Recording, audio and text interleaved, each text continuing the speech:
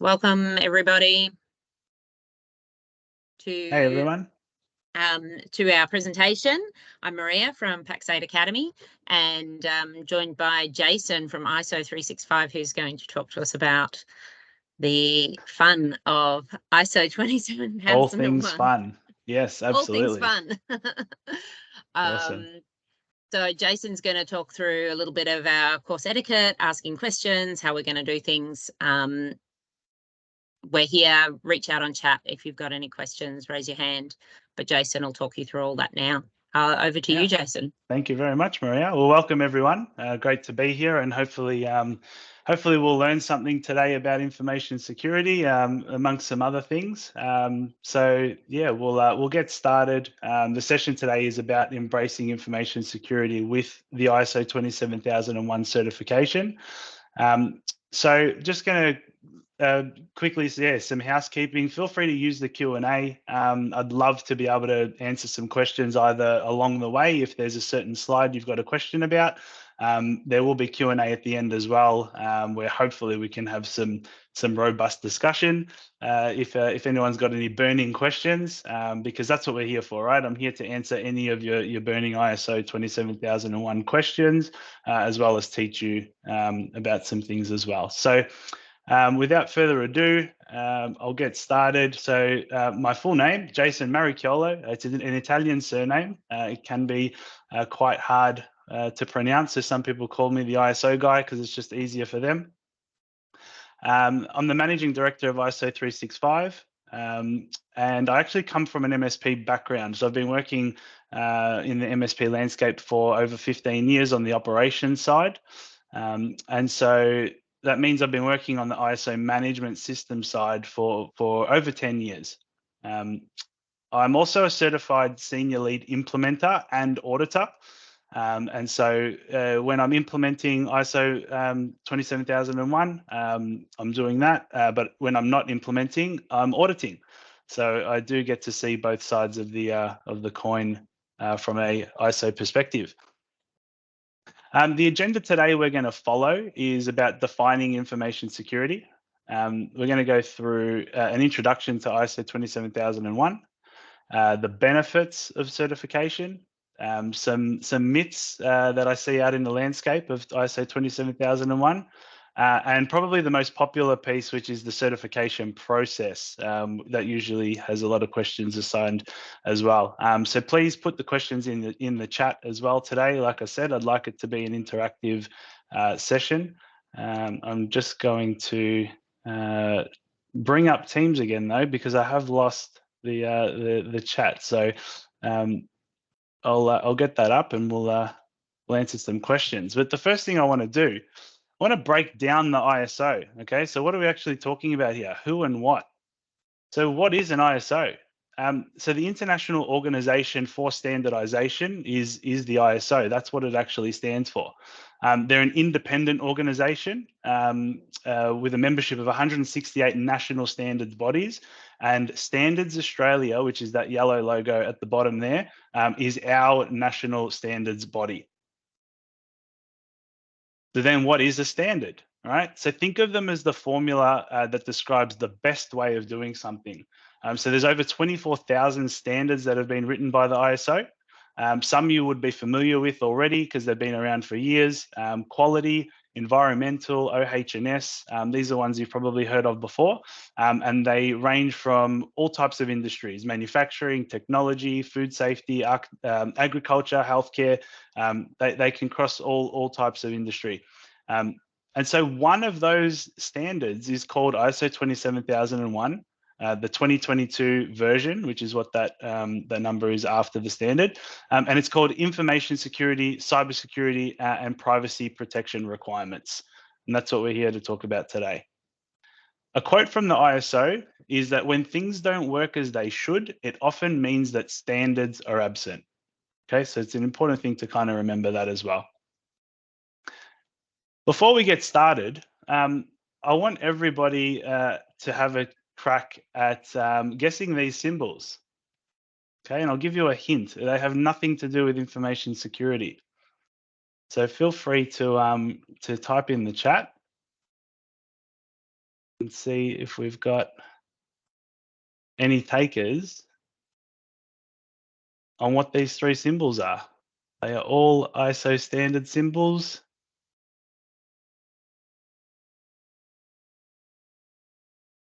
Anyone else? Check engine light. There we go. We've got a check engine light.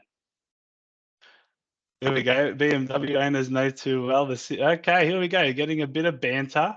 Front emister and tire pressure. Okay, engine light, read the mist, tire pressure, tire pressure. Okay. I see a lot of people are familiar with the tire pressure one. A bit concerning, but good to know.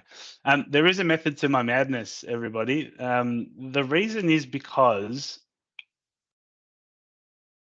the first one is to indicate that the engine is experiencing a failure or a malfunction. So congrats to those that knew that one. The second one definitely is to indicate the operational status of your windscreen, demisting and defrosting. And the third one is your tire pressure being outside of normal operating parameters. Now, the reason you all know that is because it comes from an ISO, which is 2575 road vehicle symbols.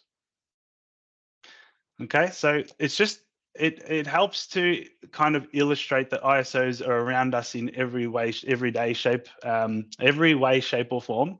And another thing that many people with kids might be aware of as well is the that baby seats in the car.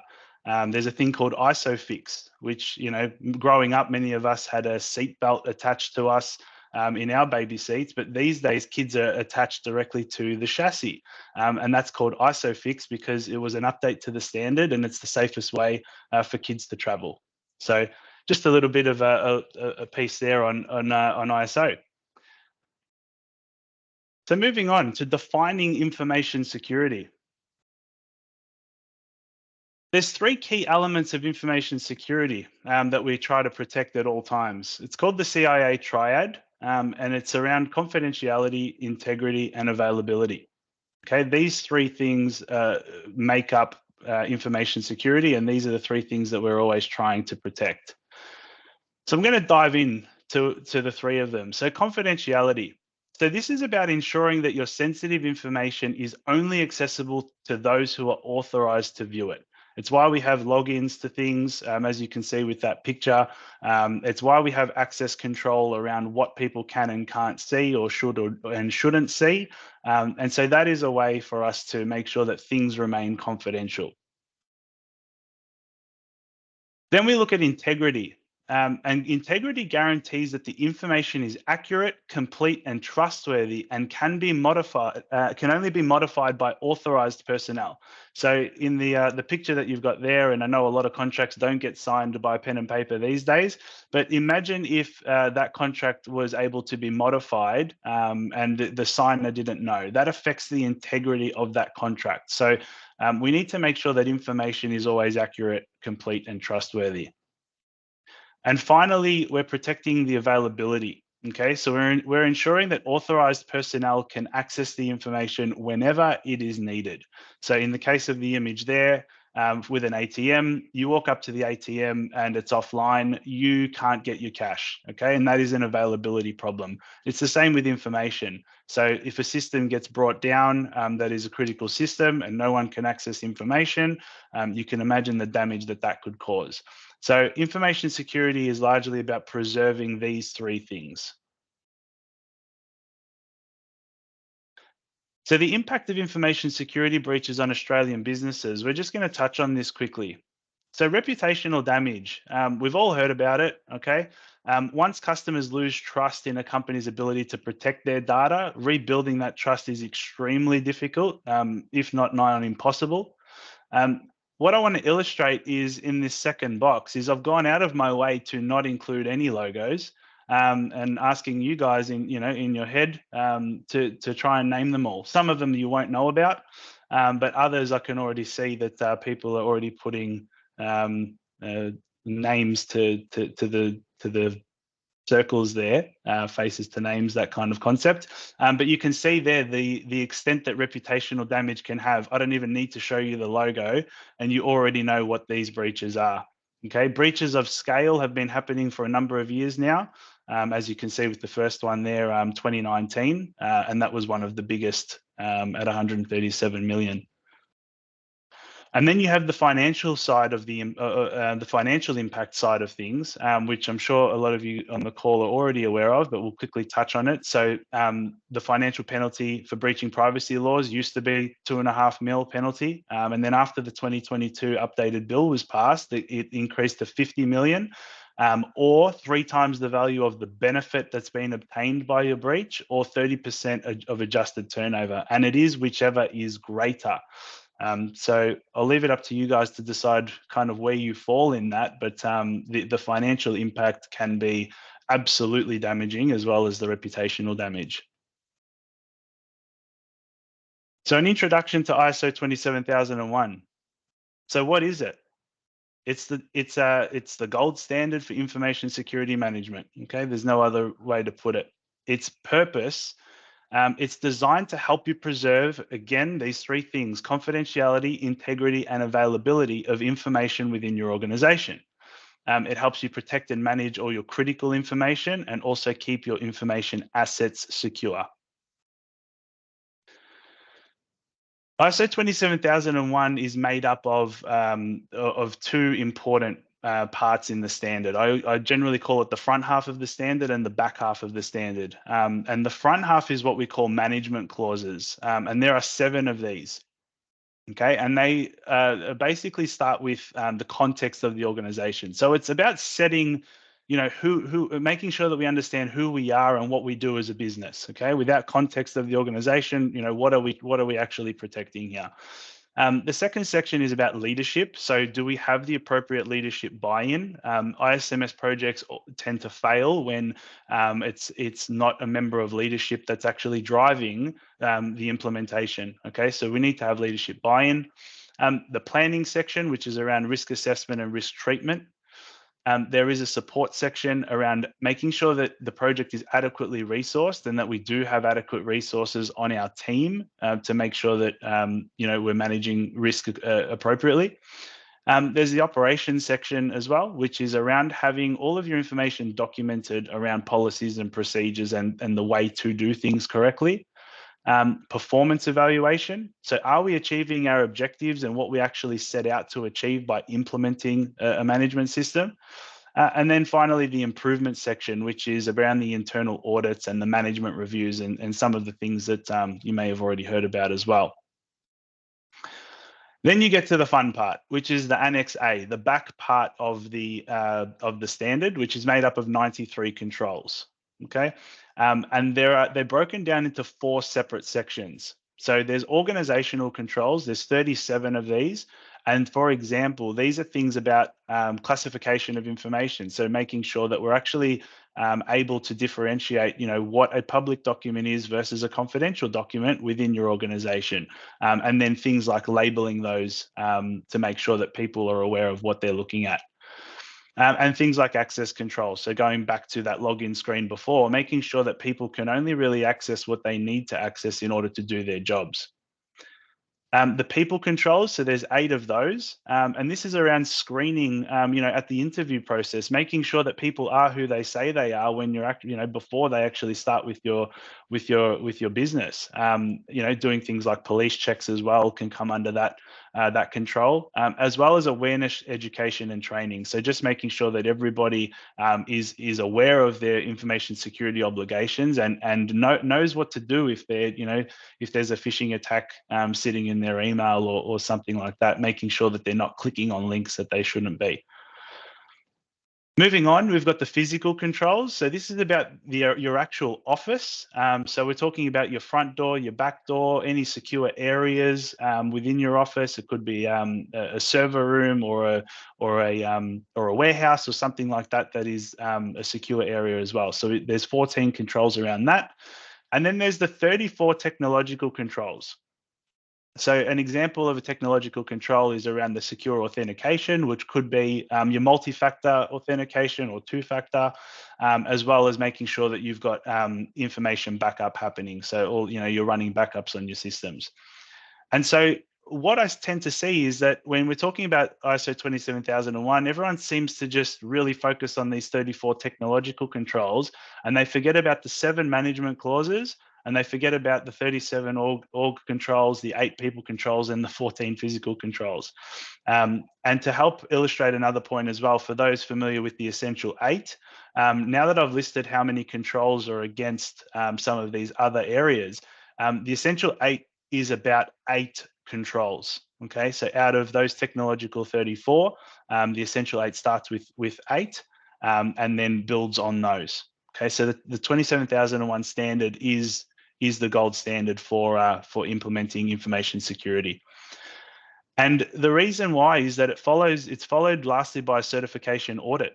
Okay, so it's audited by a third-party certification of your choice. So there are certification bodies out there that you can engage. They'll evaluate your conformity to the requirements of the standard, and if you're successful, they'll provide you a certificate of compliance.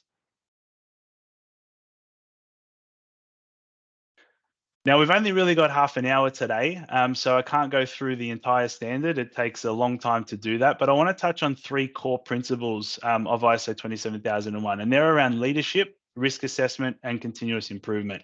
So from a leadership perspective, so just like a ship can't sail without its captain's guidance, 27001 can't be successfully implemented without active commitment from top management. I've seen it fail time and time again when it's just either a CTO trying to do it on their own, and there's just no buy-in from the top.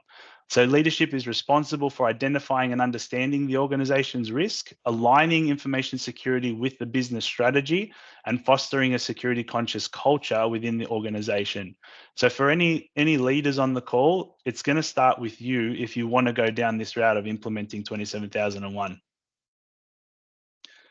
The risk assessment piece is huge. So ISO 27001 is actually built on the concept of identifying all of your information assets. And these are information systems, financial systems such as Xero or QuickBooks or anything like that. People are even information assets, infrastructure, facilities, and then we assign them an owner. Okay, and then once identified, we can then assess for potential threats of these assets and gauge the impact should these threats materialize. If the risks are unacceptable, which they usually are, then we must treat the risk and reduce the impact. So we constantly go through this risk assessment about what's happening in the real world, how does it affect us, how do we treat it if we need to, and then minimize our risk moving forward. And then there's the continuous improvement piece. So ISO 27001 isn't just a set and forget solution. Once you get certified, it isn't about putting the certificate on your wall and then just going about your day job. It does involve a continuous cycle of planning, implementing, checking, and improving the ISMS. And that's done via what's called internal audits, which I'm sure a lot of people have heard about before, but also things like management reviews, which is about the leadership getting together and actually talking about the things that they need to be talking about as far as InfoSec risk, and then performance evaluation. So making sure that the system is performing the way that it needs to perform. So these things are imperative to running a compliant ISMS that helps protect you from internal and external threats.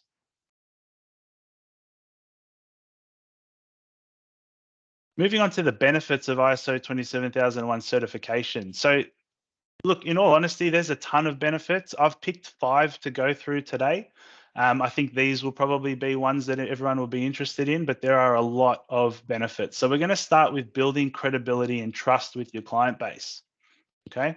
So you're proving your dedication to information security. You are literally opening your doors to auditors to come in, assess you. And if your organization is up to scratch, you'll be awarded with a certificate that you can actually be proud to actually display and give to your clients to say, we actually know what we're doing. And that helps build that credibility and trust with your clients. The second one is around improved employee awareness. So every member of the organization understanding their role in maintaining information security. Okay, so we want to turn security into a business as usual kind of thing at your organization. A lot of breaches happen through employees, and that is why there's employee controls. And we want to make sure that, by training them, that becomes a benefit because you've now got increased staff awareness around InfoSec within your company.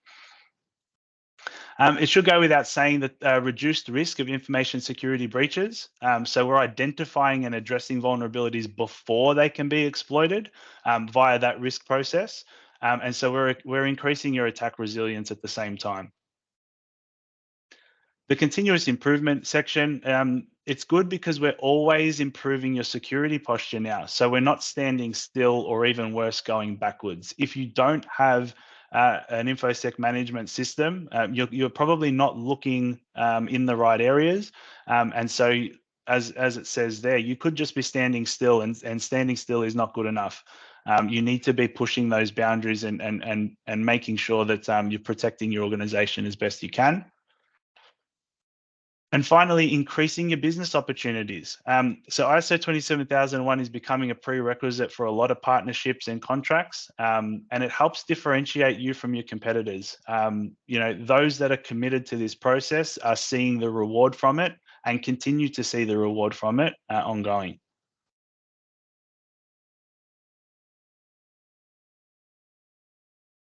All right, section 4, which is the myths of ISO 27001. This is a bit of a fun one for me.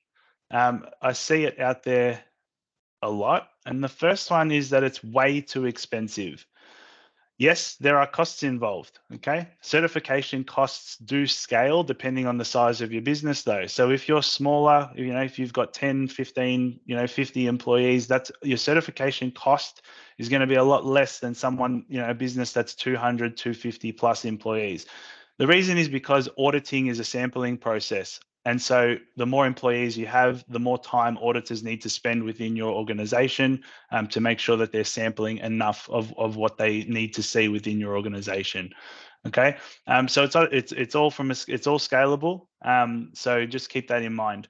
There is a cost to implement the management system, right? That's either internal costs by you doing it yourself, or external costs by getting a consultant such as myself to be able to come in and kind of help you through that process and then manage it on an ongoing basis. So there are costs associated, but you need to consider these costs as an investment in your business, not as a sunk cost. You need to think of those benefits and the ROI that having something like this will actually provide back to your business.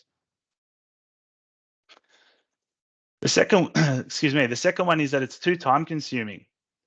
So depending on your maturity level, it really depends where you sit here. So if you have a very high maturity level within your organization, you could get certified in less than 6 months. It has happened before, and I've done a number of certifications in less than 6 months. If you've got a medium maturity level, you're probably sitting around that 6-month mark, probably to get certified. And then if you're at a low maturity level, you don't have a lot of technology controls already in place, you're probably looking at that maximum of 12 months. Okay, so yes, there is a time allocation to it, but when you say it's too time consuming, you need to decide, what kind of time are we willing to commit to this. Just remember though that it's not a sprint, it's a marathon. So when it comes to information security, we just want to get it right. We don't want to tick a box. Okay. We will never achieve it. This one is just simply not true. It's like anything. If you have to be committed. I'm not a runner, but I like to think that if I wanted to run a marathon, that I could if I was committed. The problem is I'm just not. But I look at that and go, wow, like anyone that can run a marathon, that's amazing, right? But I'm not committed to that myself, and so I think that I'll never achieve it. But if you are committed, there's no doubt that you can get there. Okay. By doing this, organizations will increase their posture by implementing an ISMS, and you need to set your strategy to achieve it. If you do, you will achieve it. And the final myth was around it being only for the big end of town. And 5 years ago, I probably would have agreed with you. But these days, considering all of the data breaches that are happening at scale, small, medium, and large business and enterprise, I don't agree with this one anymore. So ISO 27001 is applicable and beneficial to all organizations of all sizes and sectors. It's vendor neutral, so it doesn't matter what you're kind of using internally from a technological perspective as well. And it's not prescriptive, so it can be implemented at any organization. One of my missions is to get it in as many organizations as possible to help, increase the overall security posture of Australian businesses. Jason, we've got a couple of questions which are probably around Yeah. about the right time. Wawan's asked about the ISO certification for organizations or person, or can an individual do the certification? From what you've said, it sounds like it's organization wide. Yeah, absolutely. So forgive me, everyone. When I go into the presentation mode, I lose the Q&A, so I do apologize for that. But yes, good time to quickly answer some of these questions. Organizations get certified to ISO 27001. Individuals don't. Individuals like myself can get certified to implement, an implementation certification, so that we become, accredited to actually implement. And you also need one to be an auditor, but there is no individual that is ISO 27001 certified themselves under the same framework we're talking about here. It is certifying a company. That's great. And Wayne's asked how much does the size of the business impact the timeframes? Will it be slower or faster with, say, a 10-person company? Yep. And is it even worth a 10-person company looking at ISO certification? Yeah, absolutely. Okay, so yes, the short answer is generally it is quicker if there are less people in the organization. There's less people to train. It also means that the system may have less systems, so less information assets to worry about. And so, yes, there is no doubt that if you're doing a 10-person organization compared to a 200-person organization, that there may be some reduced timeframes. It's not massive, the difference. It could be the difference of a couple of months, but we're definitely not talking, a difference in quarters or even half years or years. I would say months. And the final part there around, is it even worthwhile getting a 10-person company certified? It's a great question. I get it all the time. I have certified businesses as small as 2 people and as big as 300. And the reason is because there is a need. Okay, and it comes down to that need. In that 2-person organization, they had a client that required it as part of their upstream suppliers to be certified. And so once that need occurs, it doesn't matter what size you are. If you want to lose that client, then go ahead, don't do anything about it. But if you want to keep that client, this is something that you need to invest in. So further to that, the concerns I've heard from smaller business owners is they've heard that the costs are astronomical and those costs don't scale down based on their business size. But you're saying it takes less time to implement.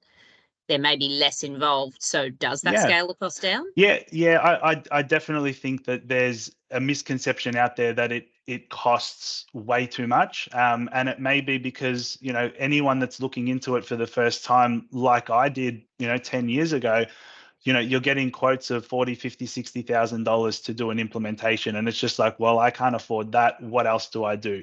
And so no, I'd like to say that definitely have that conversation, or even reach out and have a conversation with me about what your concerns are around cost, because there are many different ways now to get yourself certified. There is a cost investment, and it depends on the size of your business. But that's the beautiful part. If it is a smaller business, then your investment is smaller, and you can justify the ROI at any size. Okay, so I just encourage anyone that's kind of put off by the cost to at least have that conversation. Yeah. So I'm going to preempt a few people who might be thinking some things who are on the call. We've got a few partners who are are in Southeast Asia as well. So when you're talking about certification processes and so forth, obviously you've mentioned the Australian standards, but they'll have a local standards body. and the certification process is fairly similar around Yeah, our region? absolutely. Yep, it absolutely is. So because it is a global standard, it's the onus is on us to define the jurisdictions that we're working in and what we need to remain compliant with. Okay, and that's what the standard actually helps you do as well. It helps you, really lift the rug and uncover who we actually need to please out in the market. Who are our interested parties, for instance, all of that kind of stuff. And that doesn't matter what region you're in. So ISO 27001 can be applied in any country. Every country has its own body that you can that can certify you to it. And so it's one of the benefits of the standard. You could be doing work in Australia and have clients over in the UK, and as long as you're certified over here and it's by a reputable company, then they'll recognize that, right? Whereas if it's a local, if it's a local framework that isn't recognized over in another country, let's say, then questions seem to be raised again, and then we get the ongoing questionnaires and the everyone's done them, right? The 15-page InfoSec questionnaire. So and it's worth noting that's those questionnaires again come from ISO 27001. All you're doing is ticking the controls, and there are 93 of them. So you're effectively doing it over and over and over again for every time you need to put it in. Okay, thank you. No probs. This is the last section as well, so we'll go through this, and then happy to answer more questions. So start to get those ready, everybody, and get them in the chat. So the overview of the 27001 certification process. We're talking about cycles here. So we're going to start with the implementation, which we've discussed. So you must implement a compliant ISMS. That includes the 7 management clauses, which we also discussed, and they are called S4 to S10. They are Section 4 to Section 10. Don't ask me why they don't start at 1. There is a quirky reason it doesn't, but that's S4 to S10. They're those 7 management clauses. And then you have the 93 controls within Annex A. Again, split up between organizational, people, physical, and technological. And what you need to do during that implementation process is you need to decide which ones apply to your organization and which ones don't. So for instance, in technological, there's some sections around software development. If you're a company that doesn't do software development, then you can actually justify the exclusions of those controls within your what is called the statement of applicability. And so getting a bit technical there, but you don't need to be fully compliant with all 93 controls if your organization doesn't do anything in those areas. Okay, so that's an important piece to understand. The second part is what is called a stage 1 audit. So a certification body of your choice will assess your policies and procedures in your management system. They are largely looking for documents. They want to see the existence of a management system so that they can justify sending you to what is called a stage 2 audit. Okay, if you don't pass that stage 1 audit, it just means that your policies and procedures aren't clear enough, or you're missing some, or you don't have all the appropriate registers that are required under the standard. And then you move to a stage 2 audit. Okay, and that's when your certification body will look for evidence that you are doing what you say you are doing in your management system. Okay, so this second audit is entirely evidence focused. So if you say that you've got MFA turned on in your policies and in your organization, then they'll want to see that. They'll actually physically want to see somebody try to log into something and it prompts for MFA, or they'll want to see that turned on in the back end. Okay, so that stage 2 audit is a bit longer than stage 1 because they're looking for evidence through a sampling process. And if you're successful, that's when you'll be provided with your certificate. And that's where the cycle kind of starts. So 12 months later, so on the anniversary date of your certification, that certification body will audit you again in what is called a surveillance audit. It's similar to a stage 2 audit. It's evidence-based again, but it is a lot shorter. And this occurs each year until your system becomes 3 years old. And then you go for what is called recertification. Okay, so after your final surveillance audit at the end of your 3rd year, your certification cycle restarts. You don't become deregistered or decertified or uncertified. whichever is the right word. You just need to go through a more stringent stage 2 audit again, because in 3 years' time, technologies have changed, and they want to make sure that when they're recertifying you, that you're still as good as you were the day that you started. If not, you'll be 10 times better than you were the day you started. And so that's when you'll be recertified. So that kind of brings me to the end of the session. So yeah, happy to go through any more questions. Okay. What I'm going to do is see if I can. You can raise your hand if you have any questions. Feel free to put them in the chat, or I am allowing microphones for everybody.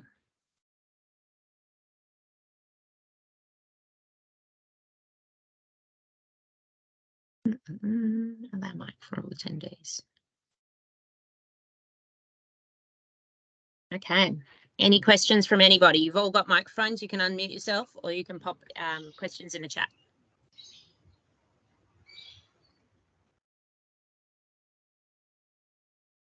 No questions, Jason. You covered everything. Got a quiet bunch. What I will say is that if anybody's got any questions, maybe they're questions about their organization, there are some coming through, but if you've got questions about your organization that you don't necessarily want to share with everybody else, feel free to ask me after the session as well. So one from Wayne: what are the typical costs for the process and ongoing? It's a good question, Wayne. From a costs perspective, the two things that you need to consider, first and foremost, are your certification costs. I'll give you an indicative, very, very round figures from a certification body's perspective. For a company that is probably around that 2025 user band, you would probably expect to pay between 12 and 15,000 for your first certification audit, and then you'll obviously have your surveillance audits as well to pay for as well.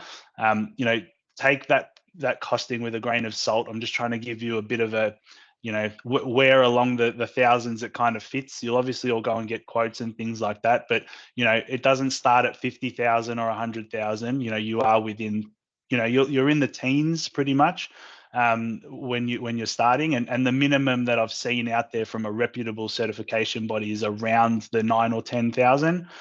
So realistically, if you're getting anything below that, then you just need to question whether or not you've picked the right body, because that is a bit of an issue out there from an auditing perspective. As far as implementing, again, if you implement it yourself, you've got all your internal costs. If you're using a particular system, you've got system costs, and if you use a consultant like myself, then obviously you've got an ongoing cost from a consultant perspective as well. And I'm more than happy to chat about how much things will cost for any individual organization. Please just reach out to me. So often when you do self-implementation, things take longer because you're learning on the job and everything else. So would that be the same with ISO implementation as well? Yeah, absolutely. Look, like with anything, when you try and do it yourself, I have no doubt you'll get there if you're committed. Like I said earlier, I kind of liken it to walking in the forest.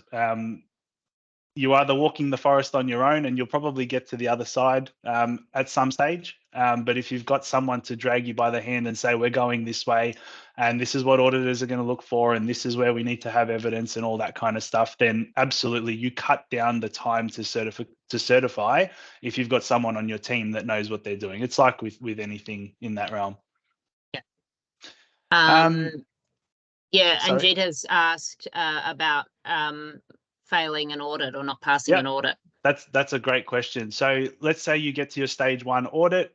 What you have out of that audit is an audit report, and that audit report will say if you've got any major non-conformities, minor non-conformities, or areas for improvement. So just to give you a quick explanation of the 3 things, a major non-conformity is an entire lack of a part of the standard. So you're missing something fundamental. Minor nonconformity is you've got everything in place, but you're potentially not even doing what you say that you're doing in your own policy. So you need to kind of look at that. It's a bit of a minor nonconformity. And then opportunity for improvement is, it's not a problem, but we think it can be better by doing it this way. So you'll get a report out of your stage 1 with those 3 things, and you just need to fix those by the time you get to your stage 2. And then you do your stage 2 audit, and if there's more non-conformities that come out of your stage 2, then you just need to fix those things within a 90-day frame, and then they can look at evidences of those being fixed, and then you can still proceed to your certification. So it's not like failing in an exam where you then need to book in 12 months later.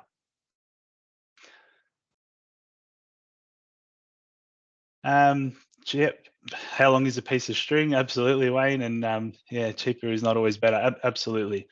The recording, Maria, I think that will be available on Pax8. So that's great. Yep. Perfect. You've answered that there. So yeah, any other questions?